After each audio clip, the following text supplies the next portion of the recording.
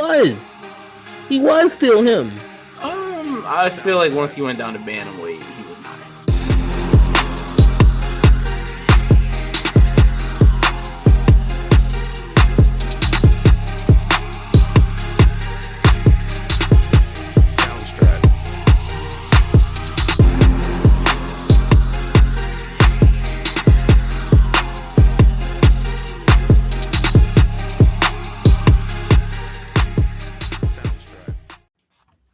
Going on, everybody? Road to Gold, episode 18. We're back in the building. Had a short little hiatus, but we're back in the building. I'm with my man Ron here. I'm Dylan. Ron, how you feeling today? Feeling good, man. You know, I've had a good card, good pay-per-view. A few exciting fighters fighting some of my favorites tonight. Well, tomorrow. Sorry, I'm gonna say tonight, Saturday. So I'm definitely excited for this card. This is gonna be. I think it's gonna be special. I think this is gonna be. People are gonna be a little disappointed. Some fighters weren't able to make it for one reason or another, but I think this is gonna be pretty exciting in my opinion. Yeah, I mean, definitely not the Conor McGregor card that we were promised. Which, you know, anytime you get a Conor McGregor card, it's a different vibe. It's on a different level. Regardless if he's in his prime, if he's past it, we don't really know. We still don't know. But nonetheless, still exciting card. Yuri Prochazka taking on Alex Pereira. We got Diego Lopez taking on Brian Ortega. We got a few other fights really looking forward to. Before we get into that, we didn't get a chance to talk about last week. We had UFC Saudi Arabia. It was a pay-per-view level card with some of the fighters that were on there. Unfortunately, Hamzat didn't make it. He got hurt, so they late notice replaced him with Alaskarov. Was there anything from that card that kind of stood out to you? I mean, shoot, Kevin Gastelum got a dub. Alexander Volkov took out Sergey. Shara, he looked incredible. Johnny Walker got slumped. I mean, what kind of stood out to you from this card? Huge Shara fan. I love Shara. I love watching him fight. He's a beast. I still don't know if he can see or not out that one eye or what is it like he's like blind or does he like see anything? He's completely blind in his left eye, and that's part of the reason why he doesn't fight in the United States is because they won't let him. That's crazy. I mean, I get it, but like he's a savage. The fact that he can be this good with one eye. I mean, look, it only takes about 4 or 5 good jabs to the healthy eye, then what can you do? Like that's crazy to me. But he looked amazing. I really hope we can see more of him, even if it's not United States. I would see more of him. Kevin Gastelum, I mean, it's a win, but I think we all should feel the same disappointment in him as we should. You mentioned Johnny. Yeah, you know how I feel about him. Unserious, as soon as you give him an opportunity that means something, he seems to squander it. This was a loss that I'm not gonna say you should have saw coming. But, he was getting up there. You win this one, you may be in talks of, fighting some, contenders for the belt at that point. So it was about due for him to take this loss. That was about due. Yeah. And Volkov, shout out to Volkov. My boy. He took that's a good win against a good opponent, dangerous opponent. We all knew, I think technically he had what it took, but it was gonna be trying to not get hit with the most devastating right or left hook of all time. And he did that. He looked good while doing it. He won the fight. He outstruck him. It looked good. Volkov did a good job. What do you think about it? No, I mean, pretty much what you said. Kelvin Gastelum, you don't get no props from me, brother. Miss weight. And I know he probably had some other health concerns because you don't just miss weight by 15 pounds and that's just it. So I'm sure, I hope he's healthy. I hope all, but, you put Daniel Rodriguez in a tough predicament. The other guy who, if he doesn't accept the fight, he's ruining the card because that fight's going to get scrapped and now it's less. So UFC probably put the pressure on him. We might see that in a documentary in a few months, a few years, kind of like how they did Aljo. Like that's right. Might be what we're seeing, but nonetheless, they took care of him, so he'll be all right. Alexander Volkov, he definitely was the better fighter. And I'm very glad he won because he's very technical. He's been in the UFC heavyweight. He's a mainstay up there. I just don't know. He'll never be that championship material. That's surprising coming from you. I thought you were high on Volkov. Trust me, I am. And I think he is he's always a top 5, top 6 heavyweight. But when you look at the guys that, Tom Aspinall submitted him. I imagine John Jones do the same. Can he beat a Cyril Gane? Like I just don't know if he has that in him. I think he does. I think he has what it takes to beat a Cyril Gane. Maybe Cyril. That means less today. I understand, but I do get that. But I think Gane pre John Jones, even after Francis, I think he could have beat a Cyril Gane. It's just Alexander Volkov just wanted. He's like a slightly less Robert Whittaker. Like he's always at the top of the division. Different from Robert Whittaker in that he hasn't crossed that bridge to the other side and been a champ, but he's always at the top, and I just don't know if he'll break through. I hope he does though, because that's my guy. So we'll see about that. And then let's talk about the main event. Robert Whittaker knocked out Ikram, who's my boy Ikram. I was rooting for him. I thought he could maybe pull a Cinderella story and get it done. It was easy to see as soon as the fight started that Robert's he's just on a different level, and he proved it. Got him out of there round 1. He feinted the uppercut, threw a jab out there, hit him with the real uppercut, put him out. I mean, it's about as picture perfect performance as you could get. Robert Whittaker is such an interesting fighter when you look at his history, because he's done it all. Literally, he's done it all. Been a champion. His champion status felt very short-lived for how good he is. But what can you do? Like what can he do? Like, what is it that I think he should be higher on people's probably all-time list? I would even say than he probably is. But he hasn't had the belt long enough to kind of, reinforce it for people. Like, he would be amongst a group of people that was champion, maybe had 1 defense, 2 defense type guys. Like, off of skill alone, he's that good. But without the necessary accolades to kind of back it up too, it's like Robert Whittaker really should be, I believe, 100% higher. If there wasn't an Israel Adesanya, we'd be talking about Robert Whittaker the way we talk about Israel Adesanya. But we don't, because there's Israel Adesanya. I mean, unfortunately, it's the nature of the beast. Is Robert a Hall of Famer? As I was talking, I actually had that thought literally while I was talking about him.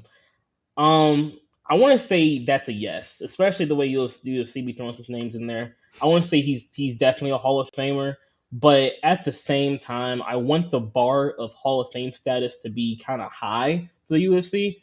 I get we did just kind of get out of an era of a lot of old heads that kind of paved the way for the sport, and those guys are kind of all been or have been inducted into the Hall of Fame at this point.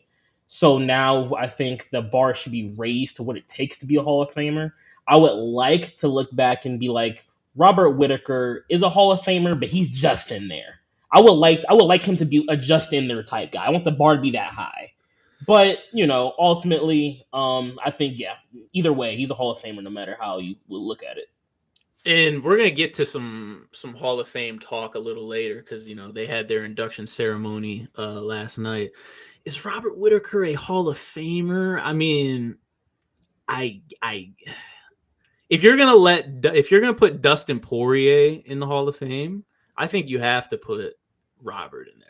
See, but that's what I'm talking about. Let's raise this bar. Is Dustin Poirier a Hall of Famer? Oh, bro, come on. See, the streets are gonna riot. The streets are gonna riot. I'm just telling you what the streets are gonna do. The streets are gonna riot if you're trying to keep Dustin Poirier out. The streets need to keep it a buck. They need to keep it real. He's exciting. We love him. He's a favorite. That does not make him a Hall of Famer. If you're letting Dustin be a Hall of Famer, you're letting a lot of other guys also be Hall of Famers. Off the top of my head, I can't necessarily think of enough names to kind of back up this, but I mean, he's a great fighter, has good wins. He's up there in I think fight time. He has a Quite a record. few knockouts. He's done what you've wanted to see a fighter of his caliber do. Don't get me wrong, but Hall of Fame. I don't know. I want the bar to be high. I want that to be like a if there is like how the NFL's first ballot, I'd want him to be like a third, fourth try Yeah, guy. If, I if know he was what a you Hall of mean. Famer, if he's a Hall of Famer. He's like a third, fourth try guy. I know what you mean. I mean, I do think, but it's also hard because the NFL's Hall of Fame has been around for so much longer. I feel like the UFC is trying to like build their base. So you think about the NFL Hall of Fame. Obviously, it's really tough to get in now, but I mean, if you look at guys like Otto Graham and kind of the people that That's a laid the guy. foundation, who obviously, if they played today, might not be the same, but back then they were that guy. Maybe you need to put the Cowboy Cerrones in the Hall of Fame because they were the guys that kind of built up the sport. They kind of built up the sport. They didn't build up the sport. Cowboy in the Hall of Fame. They didn't build up the sport, bro. A Jim Miller, a guy who, no, he didn't get gold, but he's a guy who fought a trillion times in this sport, in this organization, and helped build it up. And I don't know. The equivalent is like taking maybe a sixth, seventh, eighth year running back who was maybe the rushing champion for maybe 5 or 6 years, fell off towards his last few years, and being like, he didn't win a Super Bowl. Maybe he was all pro, maybe once or twice, but you know what? He's a Hall of Famer. So like Chris Johnson, CJ2K. I mean, come on. He's CJ2K now. Come He on ain't now. Super Bowl, but he didn't get a Super Bowl. You're right, but I mean, 2K is a hell of an accomplishment now. That's a hell of an I mean, accomplishment. Cowboy and Jim Miller have. I mean, Jim Miller might have. He was You're at right. one point tied with Charles Oliveira for the most submissions in UFC history. Like, it's not like he's just coasting along and just kind of You're bumbling right. along. Like, You're he right. has, tons of fight bonuses and things like that. So let's. Maybe I haven't thought deeply enough about this because you're right because Jim Miller does have those kind of accolades to his name, which kind of does kind of boost him more to Hall of Fame. I mean, to be rightfully Hall of Fame status, but it feels like a slippery slope because if you allow Jim Miller to be like a Hall of Famer, then it's like there's a lot of fighters we can name better than Jim Miller. A lot of fighters. So it's like, what But do we do about that then? Well, how do we establish that? there's a lot of quarterbacks better than like Terry Bradshaw. Dog, stop it. You know what I'm saying? Terry Bradshaw, Again, how many has he won? He's won both. I know, but I'm saying like talent wise. Okay. My point, I'm not trying to comment and say like, they're equivalent. I was just saying a guy like, a quarterback, Norm Van Brocklin, people like that from back in the day. Like, yeah, we know, the run of the mill player today is probably better than them. But in their time, they might have been the top of the top. In Cowboys' peak, I'm not saying he was the best because he didn't get a belt, but he was at the top of lightweight. You're talking Same about with Jim Miller. Tony Romo type guy. I guess. I'm not letting Tony Romo in the Hall. So. So maybe our question's answered then. I don't know. So yeah, so I mean, if we're gonna go that route, then I guess I'll just leave it at that. That's interesting though. Like I said, I'll be curious to see the trajectory for Robert Whittaker after this. Does he fight Sean Strickland? Does he wait for the loser of this belt? I don't know. I guess we'll see. But like I said, good card. UFC 303, man. We got some great fights. This main card it was different. It was different. We had Conor McGregor versus Michael Chandler. We had Jamal Hill versus Carlos. Well, really against Khalil Roundtree and then Carlos Ulberg. The card looks a little different now. Got some new fights. Why don't we just take a look at it real quick just to kind of just see what we're working with now. I mean, Machado Gary, Michael Venom Page, Anthony Smith. We got some well-known names here. These are a lot of well-known names, well-known fights. We're just looking at this card now versus how it looked before. What are your kind of thoughts on this card as it is today? Okay, I think people who look at the main card, if you're a person who looks strictly at the main card, of course, Alex Yuri captures your eye. Ian Michael should capture your eye. If you know your stuff, Brian Ortega, Diego Lopez should capture your eye. But you may not be as hype about singing Anthony or Mariah Bueno Silva. But I think the entire card within itself is a good card. Even the some of the prelim fights, Got some good that's some good prelims. chunk there. Joe There's some. Pfeiffer? You feel me? Joe Pfeiffer on the prelims. Peyton There's some. Talbot. Yeah, yeah. There's some good fights in there. If you're a UFC fan who's locked in, who's seen some of these prelim guys fight before, you should be excited about this entire card. If you, of course, you look at individual fights, you can probably get caught up into. I mean, it's alright. I'm paying for the main. I'm paying for the main card. Then why am I? I get that. I really do. Like, if you, however you want to feel about that, feel about it, because I get it.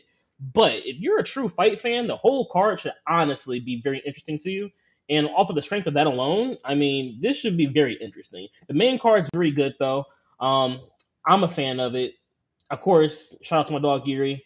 I have to definitely go Diego Lopez over Brian here. But outside of those two main event fights, like I said, Anthony Roman's going to be very interesting stylistically as a matchup, and plus Anthony Smith can go kick rocks.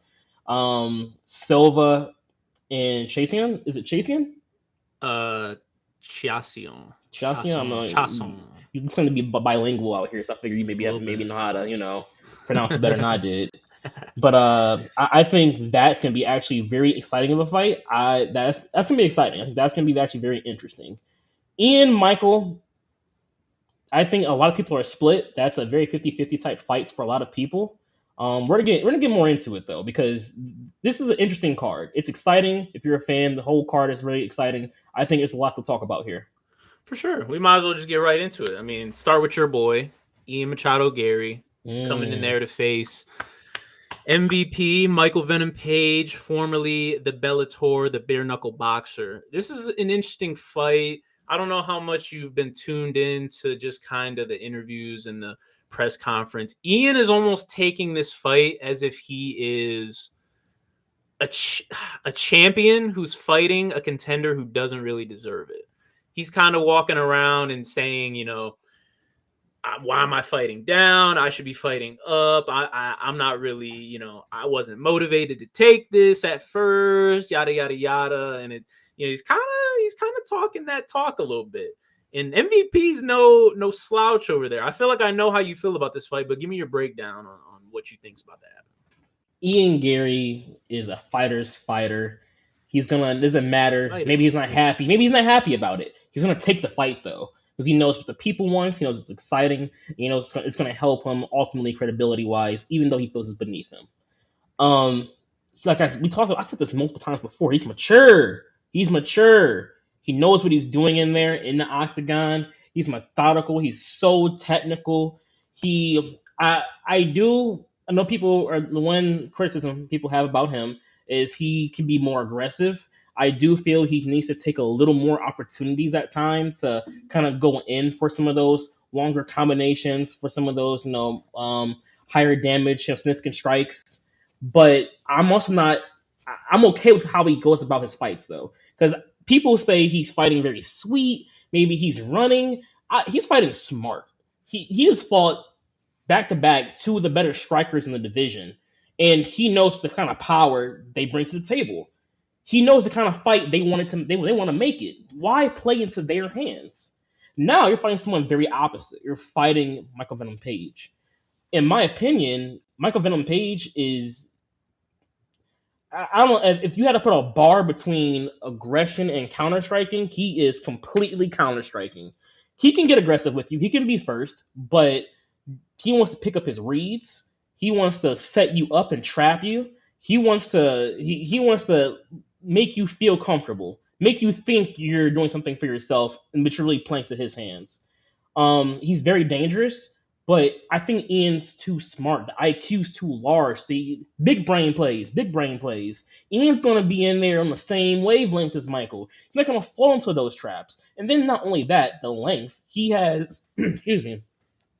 His reach between front kicks, side kicks, jabs, hooks. Michael Venom Page doesn't have that typical advantage that he has against a lot of other fighters. Fighting someone, they're both like 6'4", I believe, but Ian, I believe, has a similar, if not longer, even range than Michael may have. And with that being said, I don't see Ian walking into those traps. I don't see him like he's not Kevin Holland. Kevin Holland's gonna go in there, walk forward, and do what he does. And against Michael Venom Page, it was able to work. Ian is not him. He's gonna be a lot smarter. He's gonna be quicker. He's gonna be faster. He's gonna know what to look out for. He's gonna watch his film, and I think he's gonna take this win. I mean, I don't disagree with a lot of what you said, but I do think I understand they're both taller, rangier fighters. However, I do think that Michael Venom Page, his style is he's almost like a fencer. He's very karate dominant. He's in, he's out. That honestly creates a little more distance than he's given credit for because he's lunging. He's overextending, which typically, again, you're not instructed to do. That's almost the exact opposite of what you want to do. But a lot of the stuff he does is opposite of what you want to do. Fights with his hands down, fights with his chin up. He does all of that. So I do think that while Gary may have him, because I looked at I was watching the press conference and they did a face down. Ian is taller than him, which is kind of wild to see.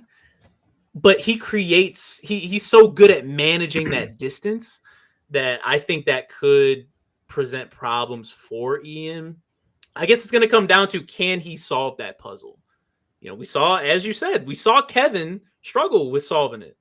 It's not that easy to solve. It's easy to see and be like, oh, I'm not going to fall for this, and I'm not going to lunge this, and I'm going to counter this.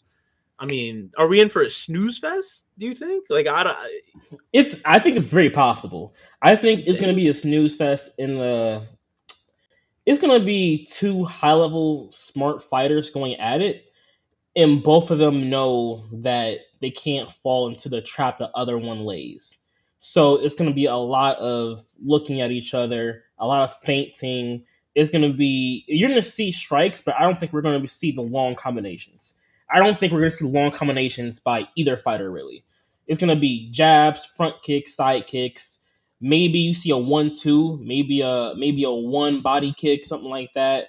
But we're not gonna see the crazy combinations. This isn't gonna be two guys in the pocket, getting it in. It won't be that, I don't believe. It's gonna be two guys sizing each other up, trying to figure things out. Almost a point fight, just getting in.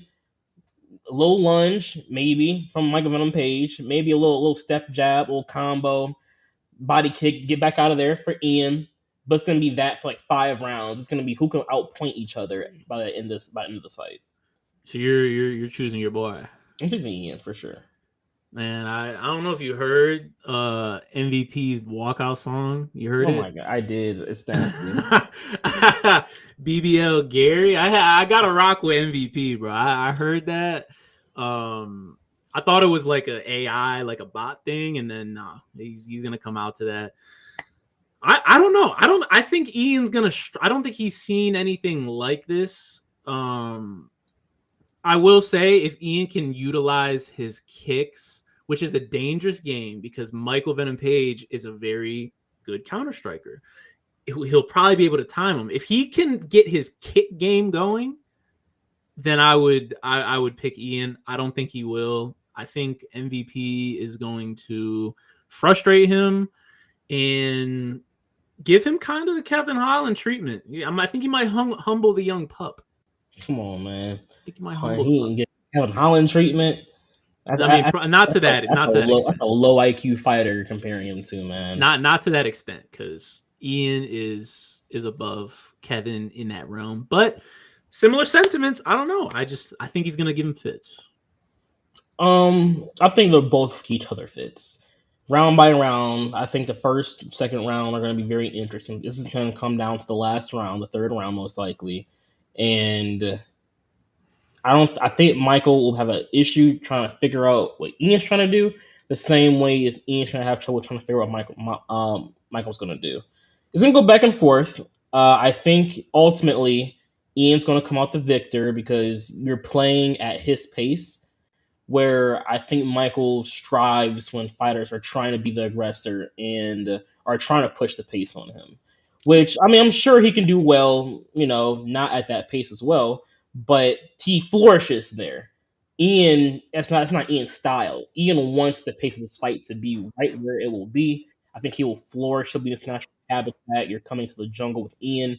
Ian is not going there with Michael. I mean, hey, I respect it. We'll see. It's a close fight on paper. I mean, Ian's minus 155, Michael's plus 130. So the odds makers see it close. I don't think it'll be a snooze fest. I don't think it's going to be obviously stand and bang and just in the pocket. But I think we'll get some good entertainment. I'll just leave it at that. Next one, Myra versus Macy.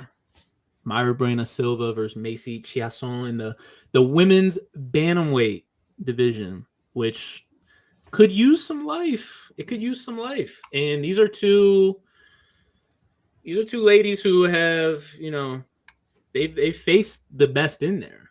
I mean, Silva took out Holly, submitted her, got her out of That's there. true.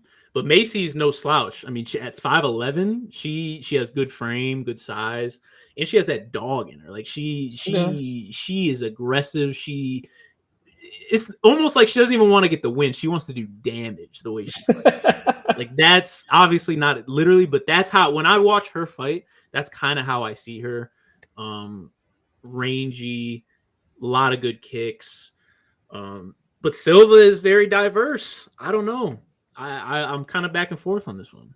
The diversity of Silva, I think, being high level on the ground and in the clinch. I think her weakest spot is her striking, and even that is pretty good. But uh, the striking ability that she possesses isn't wowing, but it's like the cusp of like good enough, like for the degree of especially Macy, I think it's definitely good enough.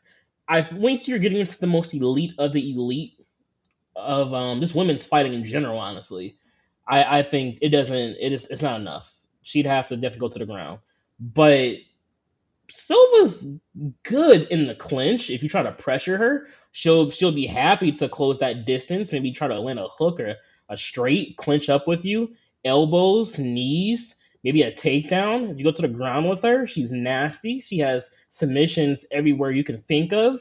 I, and she's okay with being the aggressor. She'll walk you down, and I think this could be a very interesting matchup because Macy, like you said, has that dog in her, so she's going to be nothing but forward on Silva. But I think also at the same time, she is almost too wild. I think she's gonna get caught up in the clinch. She's gonna get caught up with some good knees landed, good elbows landed on her. If it goes to the ground. If it goes to the ground, that's a wrap. No, no, I don't see anything. I don't know. I don't. She has some of the best ground and pound that I've seen from a woman. Like in a But can she while. protect herself when a triangle, a I think guillotine, she an arm can. bar is being thrown up at you? Hey, when you're getting punched in the face, you can't throw any of that up. So I mean, I'm not saying that she just goes down there and mauls her, but I don't think it's that. Silva is definitely. I don't want to say elite on the ground. She's not elite on the ground, but she is formidable.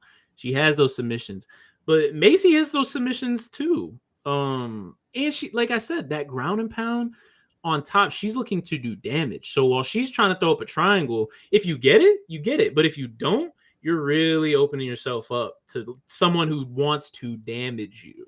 Doesn't just want to, stall and pepper ground and pound. Like she's trying to damage.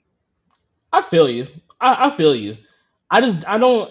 she's like you said, you're right. She's good ground and pound. But it's too. I think she needs to be more controlled. She's too wild.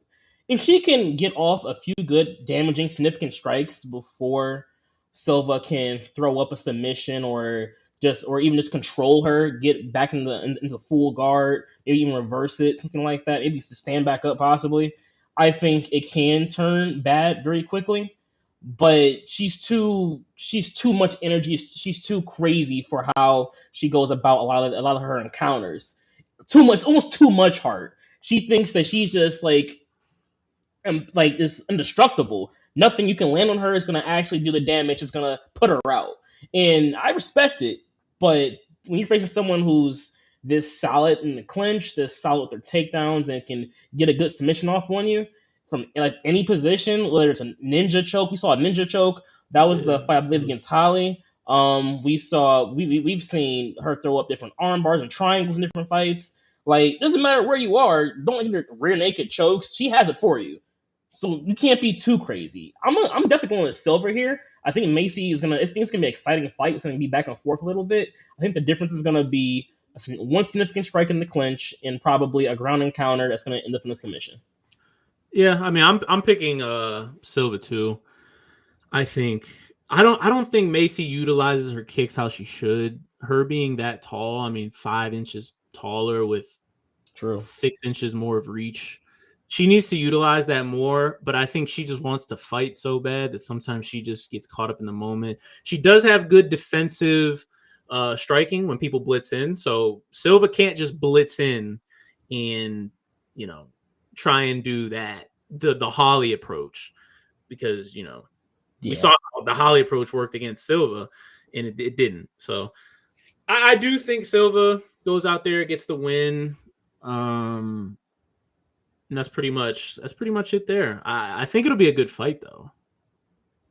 I don't think it's going to be one-sided just because these are two people. Like I said, they both really got that dog in them. So I don't think it's just going to be a one-sided affair.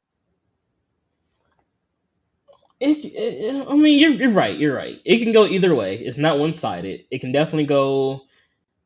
There's different paths. I'll even give her that. There's different paths Macy can take for a win.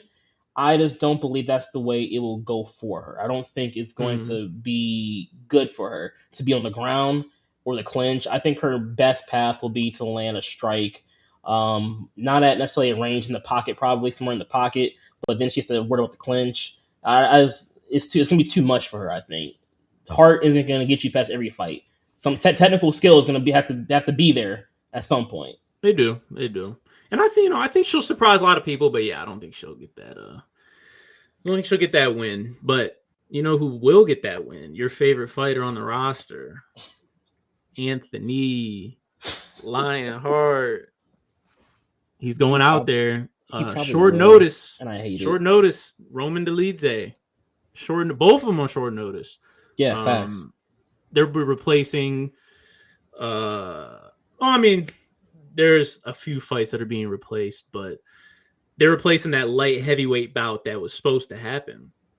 And this is an interesting fight. There's different storylines here. For one, Roman Dolidze is a middleweight, so I the did fact see that that. he's coming up to fight light heavyweight, interesting. Anthony Smith, a win here?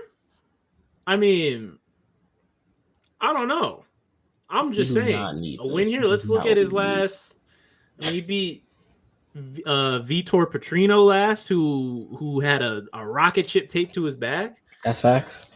Um, he goes out here and gets an impressive win. I'm not gonna say, immediate title picture, but let's just see where he's ranked right now. I mean, he's at 10. Might put him up to 7, 6. At that point, when you're ranked 7, 6, you can fight top 3. It's possible. They top three shouldn't do it, but it's There's a possible. there's a path to Anthony Smith fighting for the belt by next year. There's a We don't path. want that. I don't think any of us want that. I don't think any of it. This doesn't help the light heavyweight division for him to get this win. Okay, here's my problem. Because I am not a fan of the way Roman fights. I am stylistically, he fights. I do not like it at all. He fights like a brute, He fights like he's just stronger and will punch harder than which he you. is. Most Most at people middleweight, and most of the middleweight. times he is. At light heavyweight, that narrative could be a little different. One, Will be. yeah, for sure. And two, Anthony Smith has so much experience. It's just that shouldn't work against him. But again, Anthony Smith getting a win here does not do anything for the division. I think even if he gets this win, he loses within the next two fights, 100%. Whether it's this one or the next one, he loses. He's not going to be a championship guy. He's not going to You be don't know that. fighting for the belt. No, I cannot have that. I cannot have that. That's something I cannot have. You He's don't know that. already full of himself half the time. Oh, He already like he has the accolades. He has enough. He has the fights. He's had a good path while fighting. Bro, just please, just get out. Just please leave. Please leave. I don't. This doesn't help having him around still in the division. It's we're just setting time back and further for the young guys who we would like to see kind of get mixed in more at light heavyweight, as the light heavyweight division is kind of now one of those divisions that hasn't had a lot of movement in the past couple years. But I mean, Anthony Smith lost. Maybe you get Vitor a little another shot. Maybe have him fight maybe someone at 10, 11, 12. Next time around, see what that Vitor. happens. Yeah, Vitor is not even ranked. He has no ranking. I know because he lost to Anthony, but he debatably was in good standing in that fight before Oh, going for a takedown oh. and getting guillotined. No, you all right. Now you're saying some hater. You're sounding like a hater. I just wanna I He wanna was I not wanna in good pump standing in that I fight. wanna pump new life into the division. Which I need new life in the division. I Anthony Smith understand. does not help that. Roman, if he wants to move light heavyweight, he at least would do that for us, though I hate the way he fights, but at least it's something new. This is the kind of fight where you coin flip it. I think it can go either or really. But Anthony should be the winner. That's who I believe is gonna win the fight. I'm gonna go with There Anthony you go. Smith, though I don't want to see him win. Well, I'm also picking Anthony to get the dub, but I understand the sentiment. It's the shiny new coin. Everybody wants the new toy. I understand. And you're not alone thinking that way. That's how a lot of fans think in really any sport. It's the same thing in football. People are always looking for the newest draft pick to be the new guy. And no, I want Anthony Smith to, I was a classic Anthony hater, by the way. Classic Should Anthony be. hater. Hmm. Similar to Bilal Muhammad. I used to hate Bilal Muhammad. He recruited me over to his team. I feel the same way about Anthony Smith now. I'm not going to say I want him to hold the belt, but I do want him to be successful. And look at, if you're losing to an older veteran fighter as a young up and comer, you don't deserve to get pumped up. A Vitor Petrino, he doesn't deserve to get another shot for a minute. Like, you need A him. minute? Yeah, he got his chance and he got absolutely obliterated. Like, I know you say he's in good standing. You're trying to be nice. I understand, trying to keep your connections and all that. It was a quick fight. He made a rookie mistake. He got caught by a guillotine that I could have seen coming if I was in the fight. That's facts. I'll give you And that. it's like, he doesn't, you don't just get a pass because you're a young up and comer. If Sean O'Malley, lost to one of those cans that he fought early on, I'm not just going to give him another pass. I'm He's sorry. fighting Anthony Smith, though. I mean, I may not like Anthony Smith, but Anthony Smith is very reputable and was debatably losing the fight up until that moment. So, like, See, Sean you keep O'Malley saying that. You keep saying fought, that. fought someone that was of that kind of caliber of fighter and he lost. Dana knows what to do. Dana knows, okay, you lost this one. We're gonna run it back in 8 months, and you're gonna get someone of the same caliber at the least, but maybe 15, 14 or something. They would have done it again for Sean O'Malley. Why I'll not do it say again? this. Sure. I'll say this. With Sean O'Malley, it's actually low-key a perfect comparison.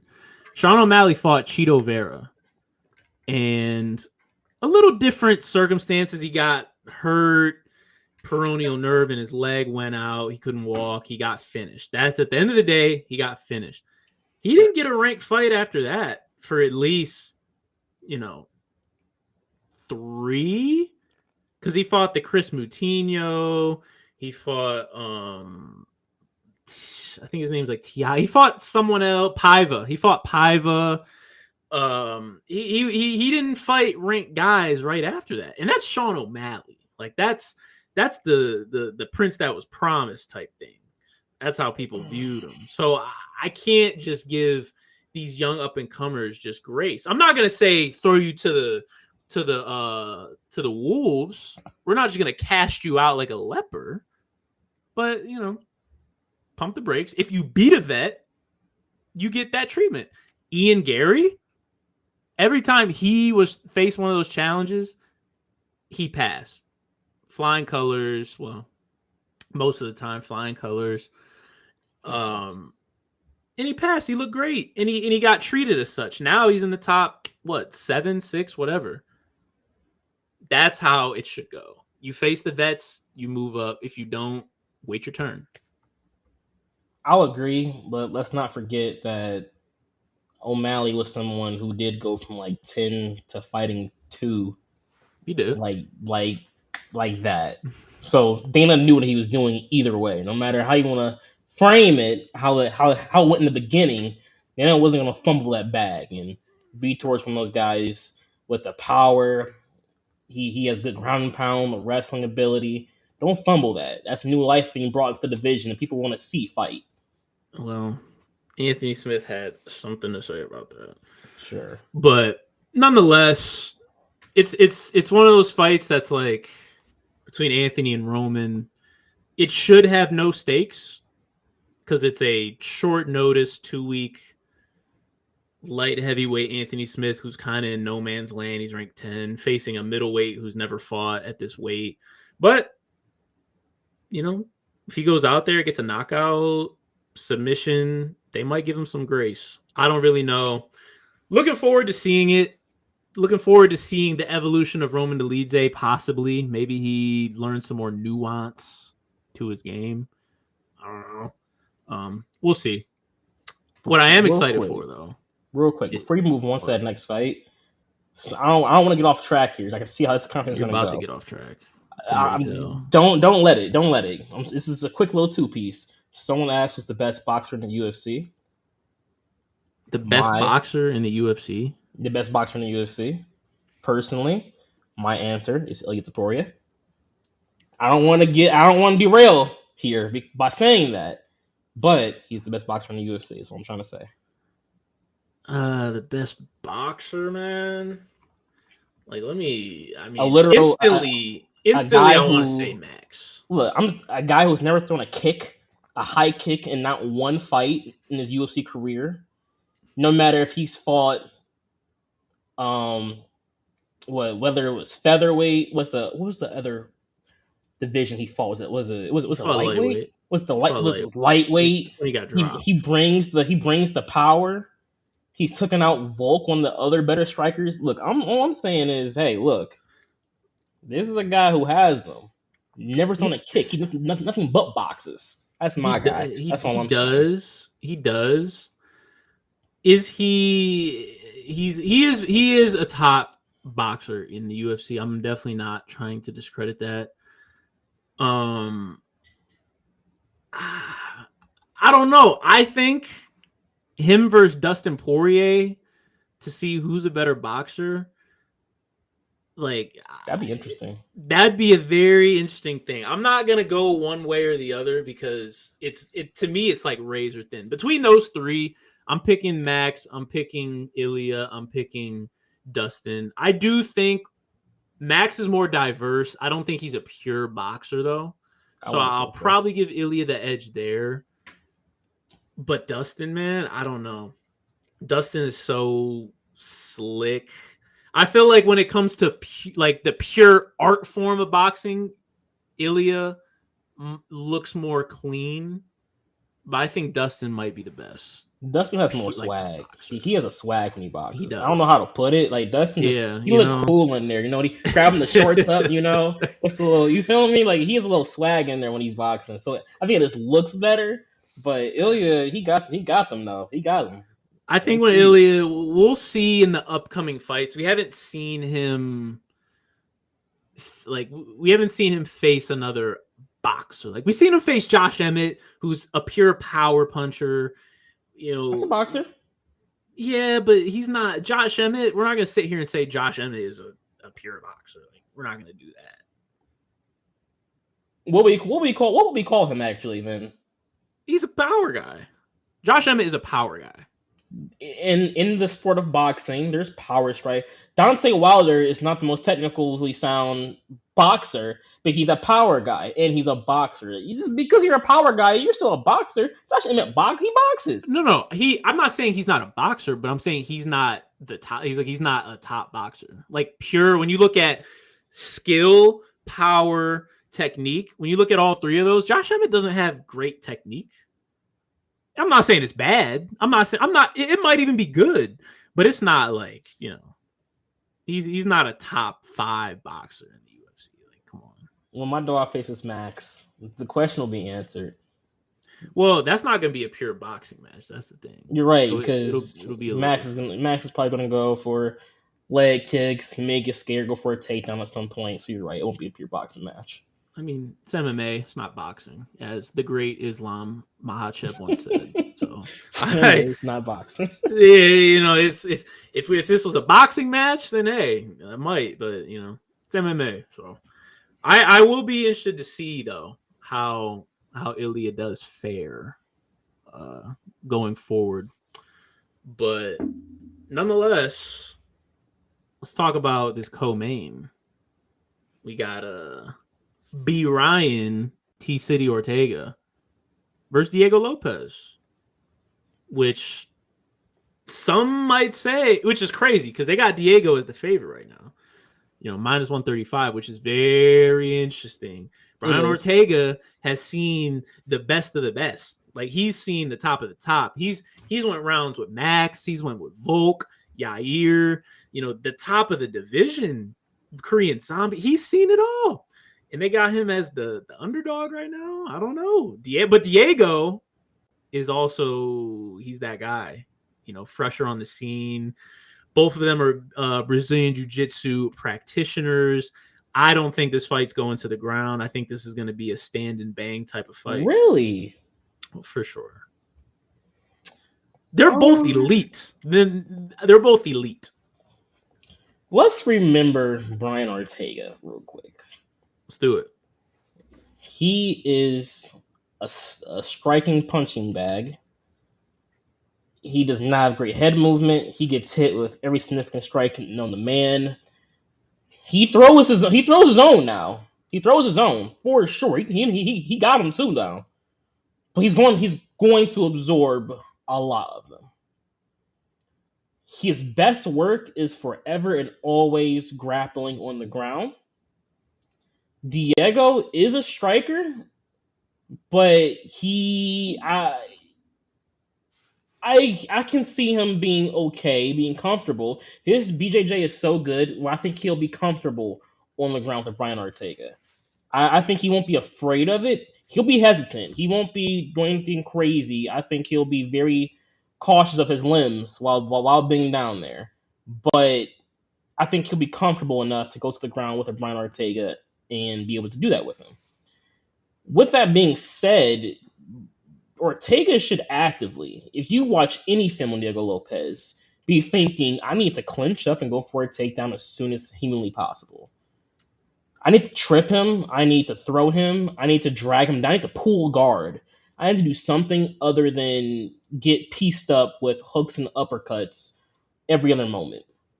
Diego needs to be trying to give pressure, keep him on his heels, don't let him gain momentum. When he gains momentum, I feel like Brian has a tendency, it flips over itself. It just keeps on tumbling and tumbling, gets bigger and bigger until that moment of a finish happens for him. Don't let Brian get that momentum going. Get on him, keep the pressure on him. Don't let him take you down. But if it goes to the ground, like I said, be cautious, know what you're doing, but still keep an eye on him. Keep hitting him. He's gonna be like a zombie for a while because you're gonna keep hitting him. He won't be going down, but I don't think he can take the shots Diego's gonna be dishing out. Diego's very strong, very powerful. Naturally, I mean, to be honest, Diego Lopez, I think, should be the winner of this fight. I'm going with Diego Lopez. But Brian Ortega, I think, definitely has a couple of avenues for a win here, but they're mostly on the ground. I'm gonna have to stop you right there because first off, I'm not gonna deny that Brian Ortega has had some issues on the feet. He's a punching bag. But you got to look at who he was facing, man.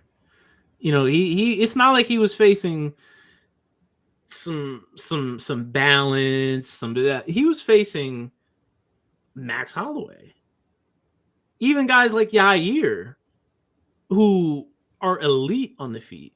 So it's not as if, Volk, like he's not just facing guys that are average strikers. Like he's facing the top of the top. So let's just put that out there. Second, I don't think Diego is as, how do I say it? Because Diego has good striking, but he's not the most crisp striker that we've seen. He definitely is powerful. He will, if he touches your chin, he can put you down. I'm not denying anything like that. But is Diego Lopez going to sit there and pick apart a Brian Ortega? I just don't see that happening. I mean, we watched Brian Ortega fight Korean Zombie, and you can say what you want about Korean Zombie. You can say what you want. Korean Zombie, he has good striking, especially back then, borderline great. He was always in line for a title fight for a reason. And T-City went in there and, handled business on the feet. So Brian can definitely strike. He definitely has that in him. Do I think that's his path to victory? It could be. I don't think it's going to go to the ground. I don't know why you're so confident that it's going to go to the ground. I think it might cancel each other out. Both of their skill sets with jiu-jitsu, honestly. I think Brian is so good on the ground. Lopez is confident enough in his ground game, and Brian is so good on the ground. The fight's going to go to the ground because I think it's going to definitely. I'm sure it will at some point, yeah. And then not only that, I think I've seen too many instances of Brian being a punching bag, where I have to keep saying punching bag because that's literally what he's been.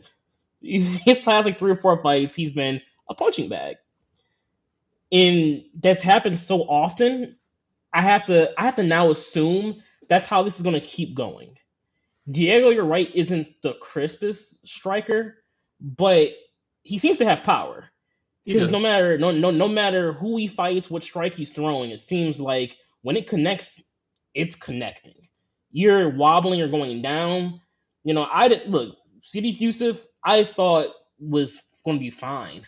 I thought he was going to win against Lopez.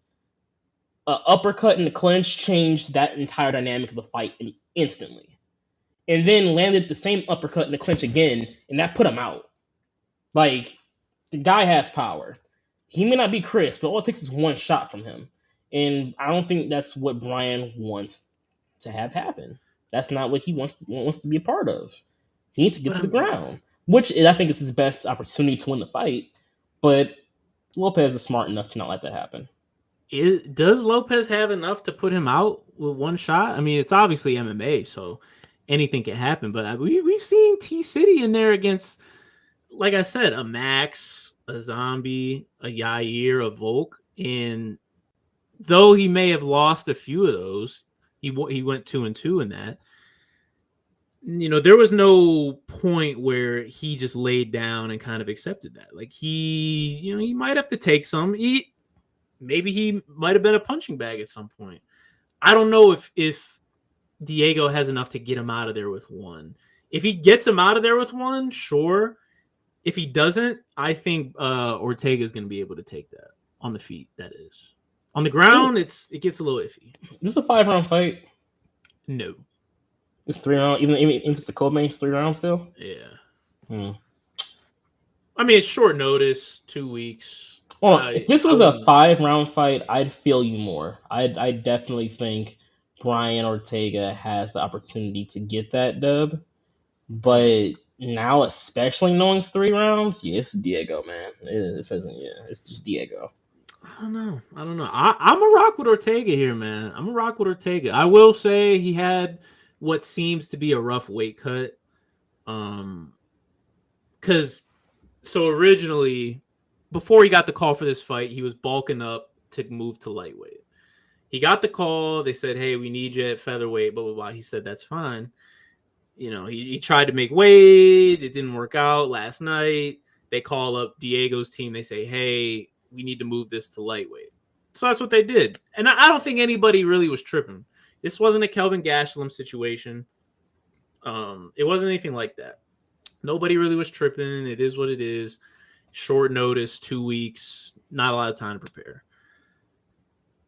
He still, I watched him on the scale this morning. He didn't look like he was all there, which none of the fighters are. Everyone's cutting weight. Everyone's dehydrated. It is what it is. He just didn't look that good.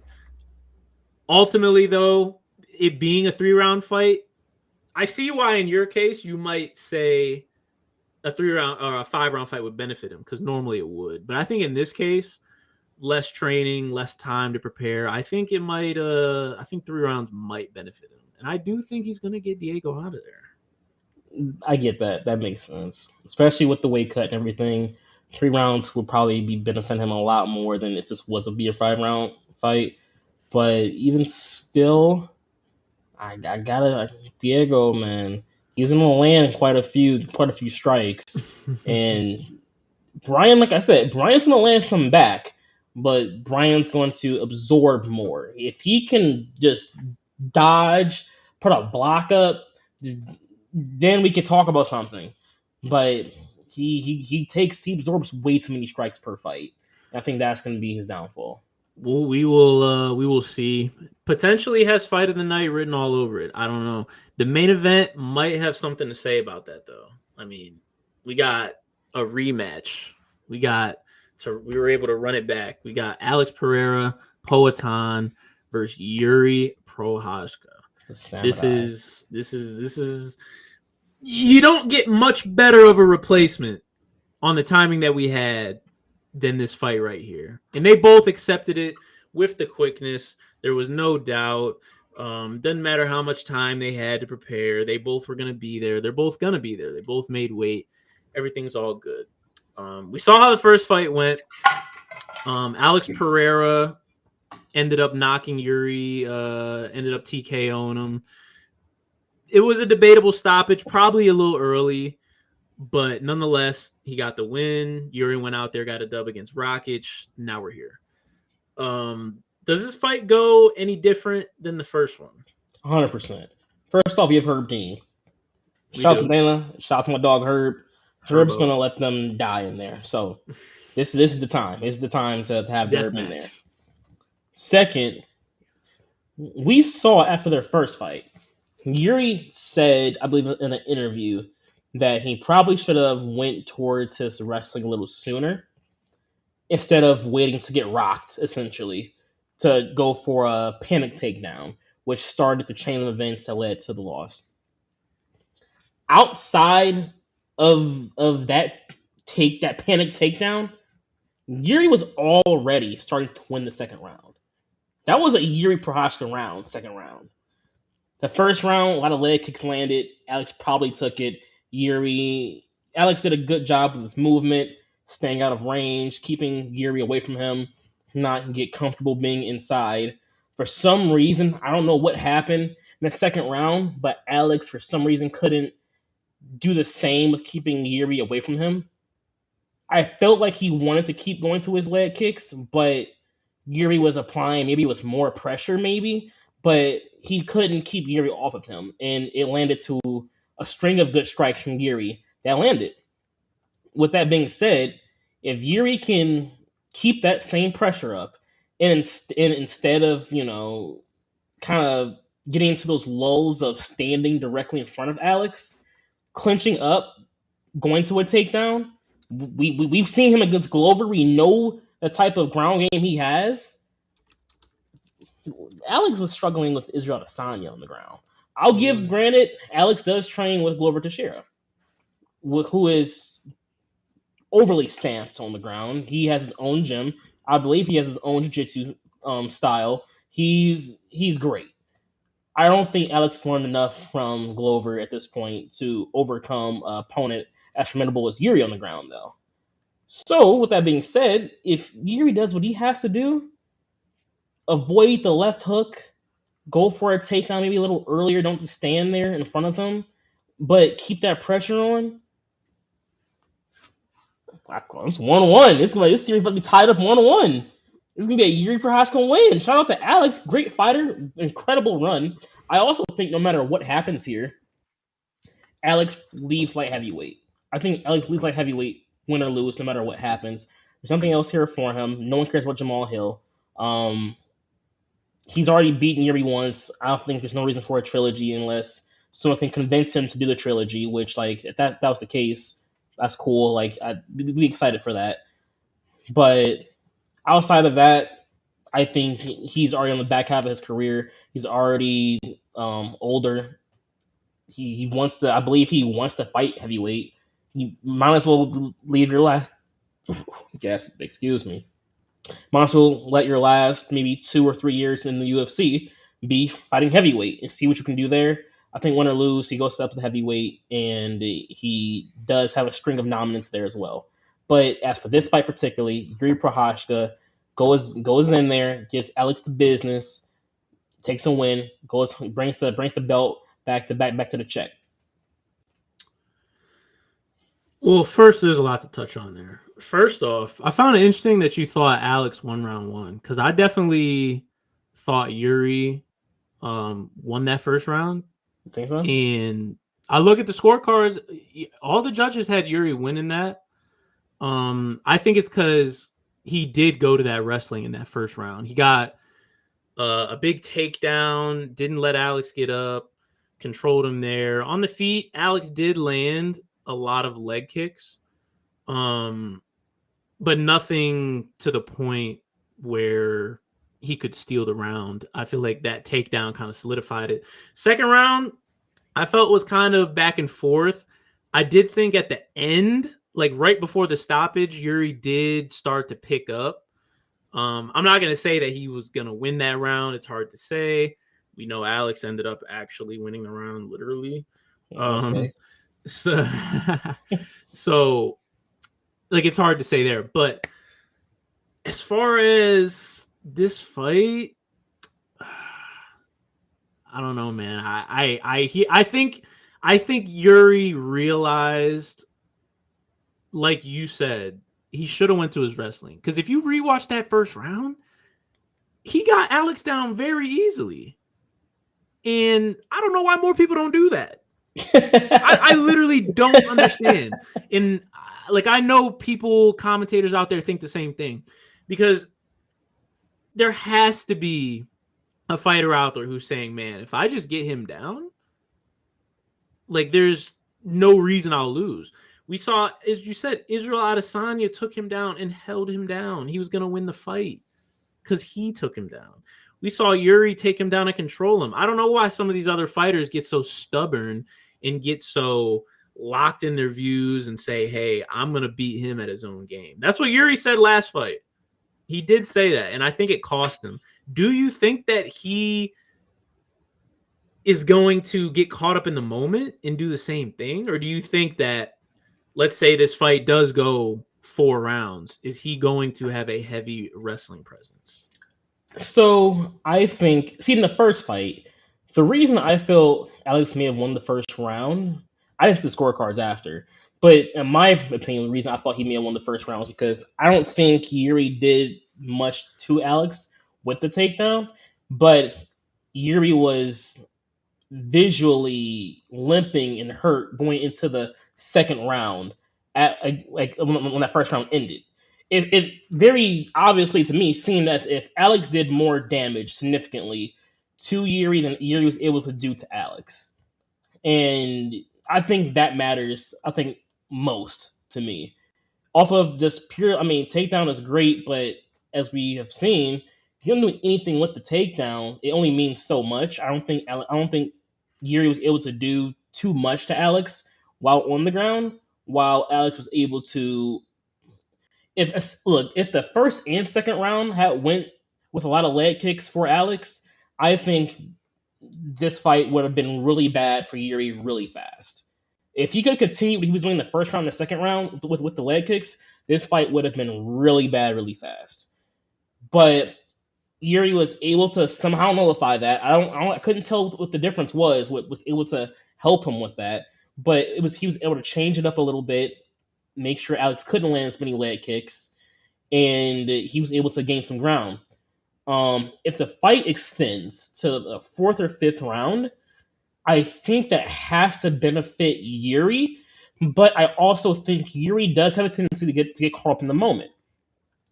If Yuri lands something that is significant enough on Alex, I think he will throw his game plan out the window, and we're gonna go back to seeing Yuri with throwing Mm. 3 or 4 flying knees, spinning elbows, uppercuts from hell. We're gonna see old Yuri all over again, which is the opportunity Alex needs to land that left hook.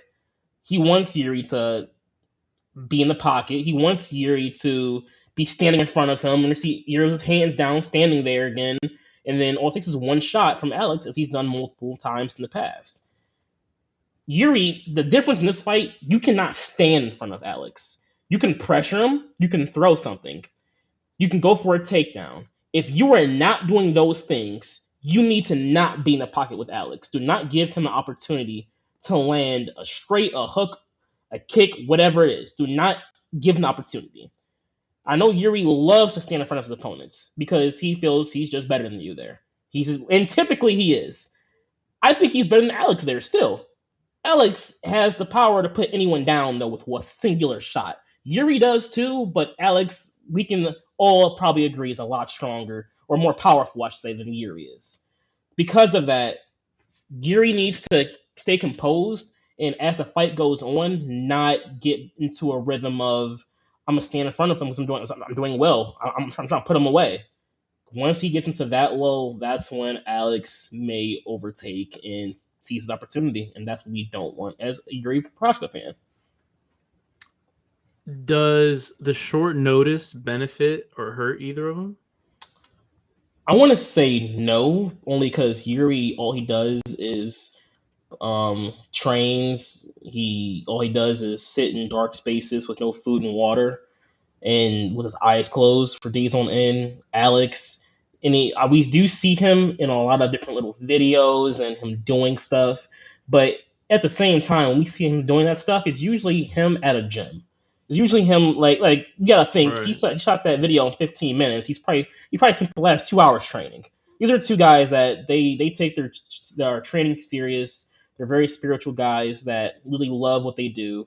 I think if it was anyone else, that would definitely matter. But these are two guys that stay ready, and the fact they both took this fight on short notice, that tells me a lot about their character, about how prepared they are, and what they're going to bring to this fight tomorrow. Yeah, I mean, I think it honestly might benefit Yuri a little more, just because I understand Alex. He's a savage. He's always training. He's always doing this. He's always doing that. But he's the champ. He has a lot more responsibilities. He's got a lot more of those speaking engagements. Showing up, meeting fans, things like that. And those things sometimes they eat at you because you got to think when you're on the come up, when you're not the champ, all that time that you're doing that stuff, you're in your own gym, you're grinding, you're getting to it. I don't think it's that big of a deal because I think they're both savages. I just know Yuri was probably a little more locked in at the time. Ultimately, who you said you're picking Yuri, I'm You know who I'm assuming. picking. You know who I'm picking. I do. I think I agree. I think Yuri's going to utilize his wrestling a little more this fight. If he utilizes his wrestling, he will win. If he doesn't, he will lose. Ultimately, I think he's going to. So I'm going to pick him to win. I hope he doesn't stray from the game plan because I know that has to be the game plan. I mean, just rewatch round 1, guys. You have to rewatch round 1. He just took him down so easy and controlled him. It just do that. If you're a UFC fighter, just do that. Just do that. If Pereira goes to heavyweight, it's a lot of more wrestlers at heavyweight. I don't know if he's going to be as successful there. Are. I mean, you get guys like Tom Aspinall, John Jones, guys like that who can mix it up. I don't know. I'm interested to see him at heavyweight though. I want to see it. I want to see the legacy move. I want to see the legacy progress. I want him to end his career, and he has everybody sitting back wondering where does he fit in all of this? Because this is the craziest run we've ever seen, like a 3-year span of time. This is ridiculous. Predict the Hall of Fame. I'd say so. It's ridiculous. It's a ridiculous run. This is Patrick Mahomes. This is Patrick Mahomes retired in one more year. This is Patrick Mahomes. You're saying if he wins at heavyweight, if he gets good wins, assuming John retires in 1 or 2 fights, he wouldn't be champion anymore. I think he has everything it would take to be a champion at heavyweight. If he could go up to heavyweight, win a belt, first ballot, sling him to the fame. Yeah, if he wins a belt at heavyweight, yeah. But, yeah, I don't know. Speaking of the Hall of Fame, I just wanted to get your quick opinion on this. They had their induction. They let, I shouldn't say they let, because these guys earned it. These girls earned it. I'm not trying to diminish that. This induction was Wanderlei Silva, Frankie Edgar, Joanna, Shogun, and Chael versus Anderson, their fight, number 1. Anybody in there that you don't want in there? I think they all make sense. I think it makes sense when you look at how the UFC acquired the Pride fighters and who and how they were as Pride fighters coming to the UFC and how they fought while being UFC fighters. When we include all of that into one, I think it all makes sense. Even Joanna and Vander and Frankie Edgar, those two especially, I think. Joanna was, people were very focused on Ronda Rousey in that time period. Joanna was also crazy dominant, was also great. She was spectacular as well in that same time period. And then Frankie Edgar, he has had so many great fights. I don't know if him and the Green Maynard fights are in the Hall of Fame. If they're not, they should be. But the Green Maynard trilogy is just as crazy as Frankie Edgar's career is.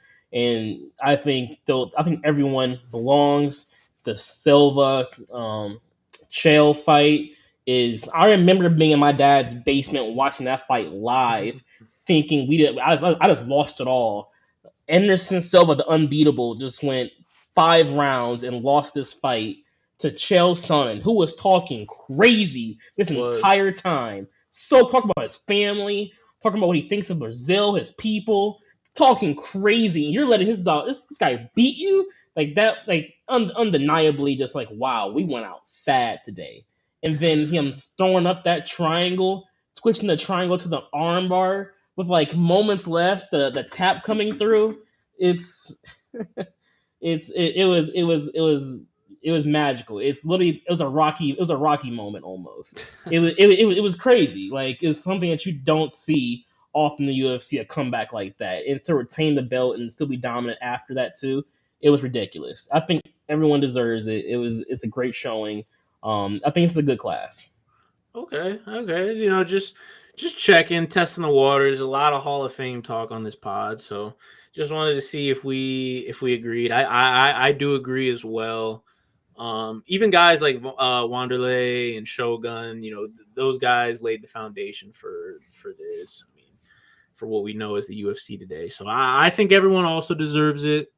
I'm a hater. I wish Chael would have got that dub, man. That would have just been, I don't know. And I didn't even watch MMA back then. I didn't watch UFC, but just knowing Chael, him with the belt would have been, we would have gotten the most That would have been crazy just talks on the mic that we've ever gotten. Probably. That's facts. Would have been crazy. But nonetheless, good class. Interested to see the next one. Plays of the week. You got any plays of the week? What do I have here? Because I felt this card had a couple of decent plays. Most important one to me, I thought Yuri at plus 130 was good money. I think anytime Yuri is plus money to me, and no matter who he's facing in reality, is a good pickup. There are some prelim guys that that also have some decent money in there. This would be a great card for a little parlay action, honestly. Just off of the strength of there's a lot of fights that I think you can almost book it, but there's also enough fights that you can go either way. Or if you put it on the plus money, it's not a bad bet at all. So ultimately, I'm I'm a betting man at all or anything like that, but it definitely. I think the best play for me would be Yuri, but a nice little parlay will get the job done on this card for sure. For sure. I'll tell you who not to put on your parlay is Peyton Talbot. He's plus like 1,600 right now. I saw that, it's honestly disrespectful. Like it's definitely disrespectful, especially because talented fighter. Peyton Talbot is talented. He's 25, making waves. Who has he beat to the point where, or what has he done to the point where he is that big of a favorite? Like a Bo Nickel, I get. Good, though. He's good though. No, for sure. But bro, it's like 1,600, 1,500.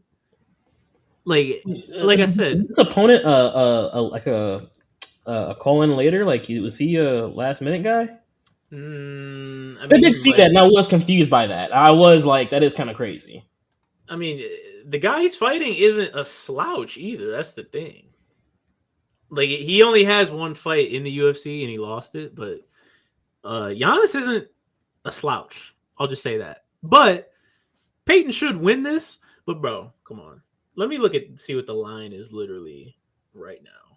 The line right now minus 1,700. Like Bo Nickel, I hear you. He won the Heisman for wrestling. He's prized. I get it. Hamzat, when he was coming in, I get it. Guys like that, I get it. Peyton Talbot, man, minus 1,700. He better go out there and Did you see his video? Did you see his video to his opponent? Yeah, he made a video about how to beat him. Yes. Like, I mean, that's swag. That's tough. That's tough. I mess with that. I like the guy. I like him. He's a good fighter. He has a great personality. I like him. I was just a little surprised by that when I was looking at the numbers. That's all. But as far as me personally, like I said, let's put together a little parlay here. Let's make some money. We got Brian Ortega. He's plus 115. I think somebody who has seen the things that he has, the experience that he has in these short notice fights where things are muddy and unclear and you don't really know your opponent that well, I think could bode well for him here. Similarly, Anthony Smith, same thing. A guy who is also an underdog at plus 140, which is crazy to me that they got Lionheart as an underdog against a middleweight. For good reason. Roman is stamped. He's powerful, all that. I think Anthony has great value here. Book that. The biggest risk I have, MVP. Put MVP on there. He's plus 130. So it's not a crazy ask, but it's great value because he is the underdog. But he has, it could be a flip of a coin as to who wins that. I think MVP is going to give Ian Fitz. I think he'll get that one. And lastly, close it off with a solid one. We're gonna put Joe Pyfer. He's minus 300. That's just a prelim lock for you. I think he's going to be hungry after his last loss against Jack Hermanson. He's going to come out guns a-blazing, and he's going to run through Mark.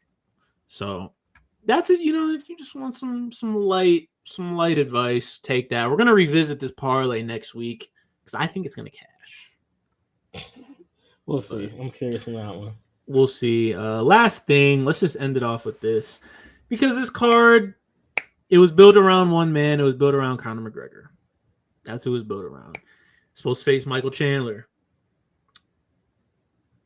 If you are Michael Chandler, it's now been, a year, 2 years? It's been a while since you fought. You were teased to be fighting Conor McGregor at first. You didn't really know. Once you locked in and did the Ultimate Fighter and all that, you're in. You're going to get red panty night. You're going to get that paycheck from Conor McGregor. It's now been, like I said, a year and a half, 2 years. Are you waiting?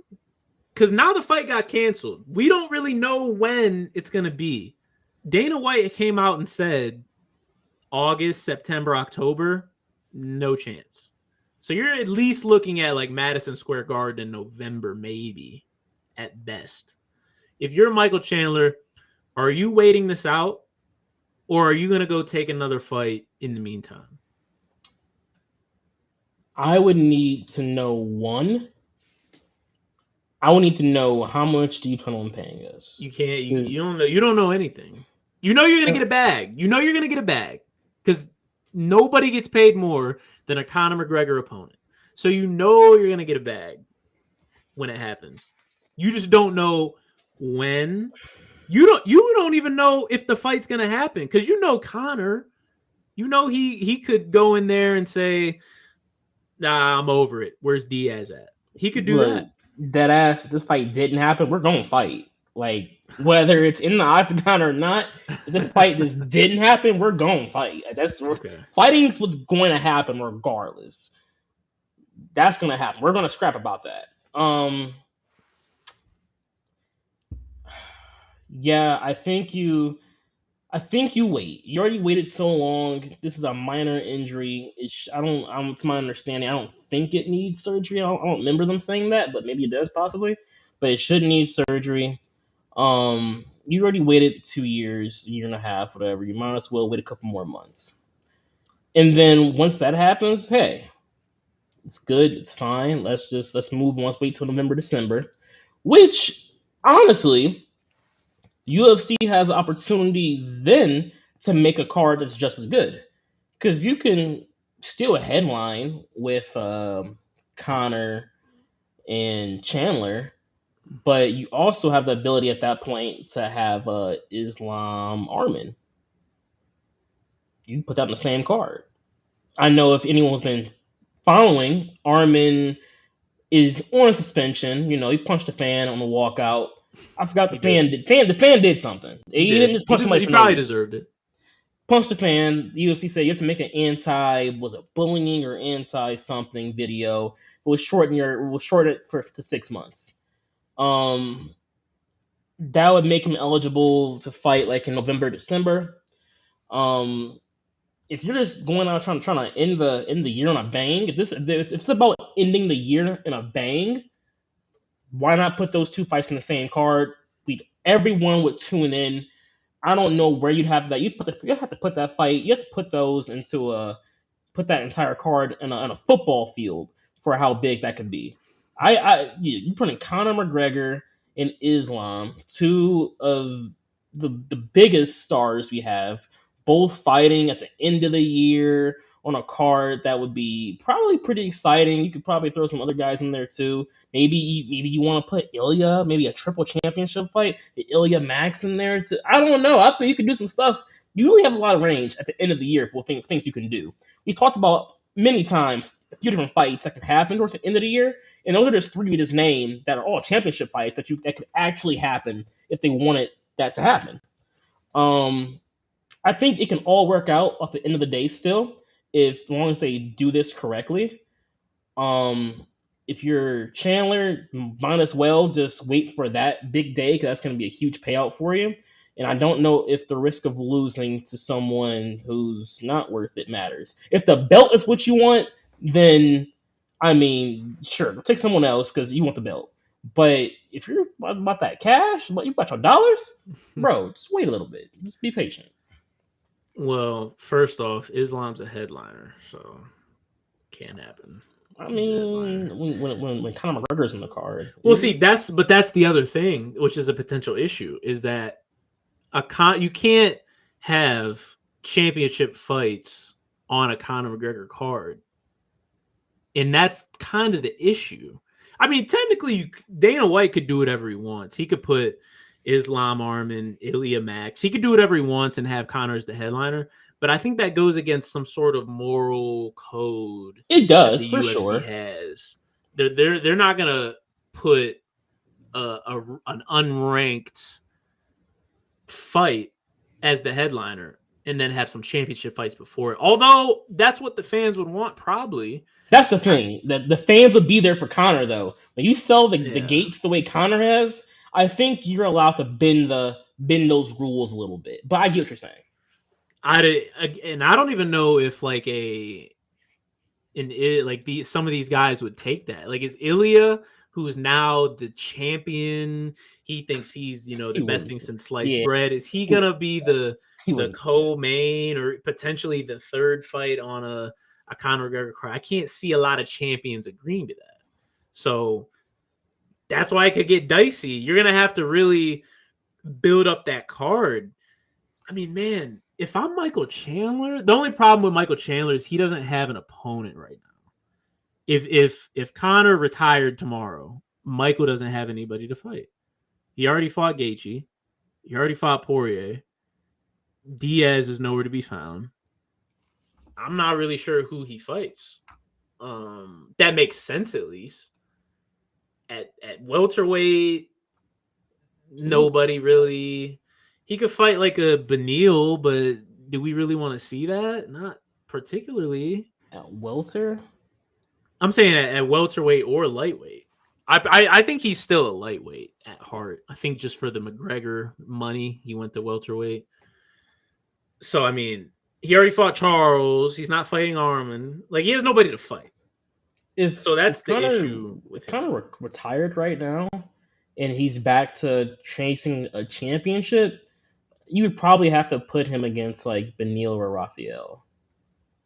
You'd have to have him fight down, most likely, at least first, for sure. Actually, to be honest, he had to for sure fight versus down. Fiziev could be that. I like that. I like the idea of that. I like the sound of that.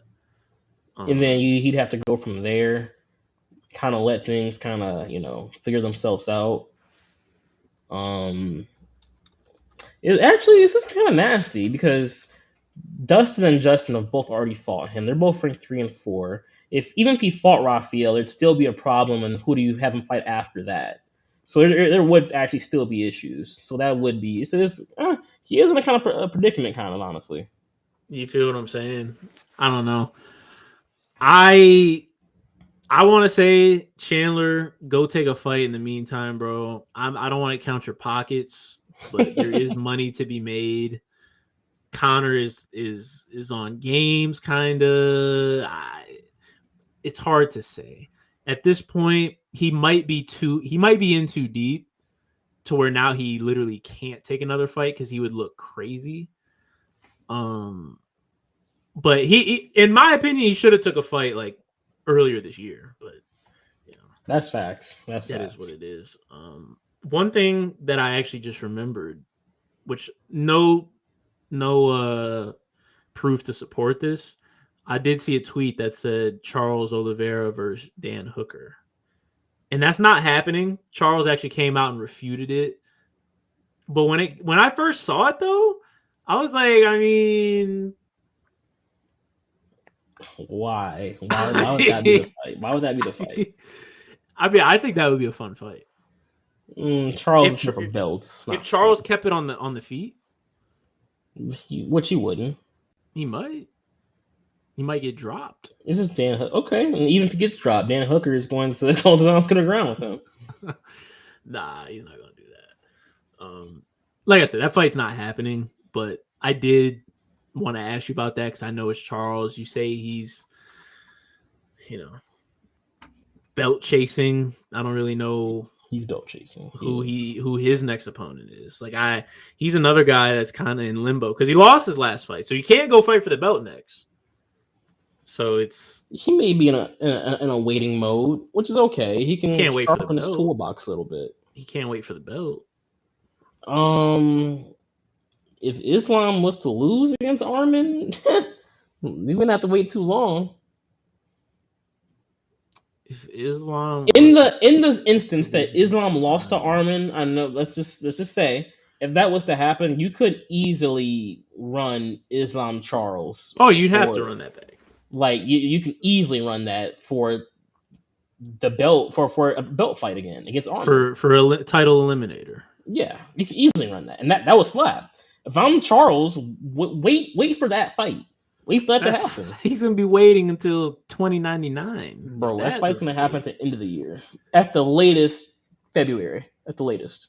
I'm saying at no point is Islam gonna lose to Armin and give him a chance at a title eliminator against Islam because Islam will be holding the belt. So that's where the issue comes from. Is that your assumption that Armin doesn't take him to the ground and do to him what Islam does to everyone else. Yeah, no chance. Yeah, that's a cool assumption, though. Armin will. Yes, very educated. It's alright. He's educated if you were to look at what's happened 4 or 5 years ago. When they fought the first time. I guess we use that information, but I mean, I think we can all say Armin's not the same fighter he was then, and I think he would give Islam some problems first. I think he'd give him problems. We will definitely be waiting on that. We'll see about that.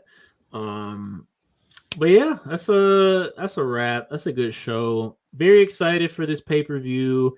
It's not what we were promised, but the UFC definitely put their hard hats on and got to work and gave us a card that I think will surprise a lot of people. I think it will too. So on that note, we will see y'all next week. Can't wait to recap with you guys how this went. We got some good things on the horizon. Got some good cards coming up. Umar Nurmagomedov versus Corey Sandhagen coming up in August. Very excited. Got Leon in July. We got some good things coming up. I'm very excited. Anything else for the people? Like, subscribe, retweet, repost. I said subscribe. Quote. Repost. That's probably I don't know what all the social media platforms are out there, but make sure you do all of that though. All of that. That's probably enough. Hopefully they do it. We'll catch y'all later, man. Until then, be